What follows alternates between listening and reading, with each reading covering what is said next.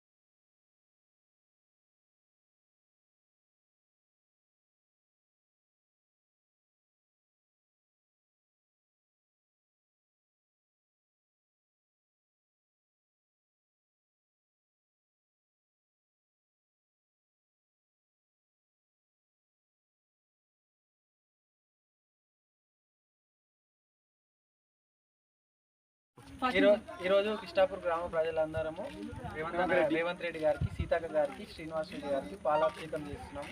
ఎందుకంటే మా చిరకార కోరిక, మా గ్రామ పంచాయతీ ఎన్నో రోజుల నుంచి మేము అడిగి మేము ఉన్నాము. ప్రభుత్వం రాగానే మా కోసం ఇది చేసినందుకు గ్రామ ప్రజలందరి నుంచి మాకు ధన్యవాదాలు.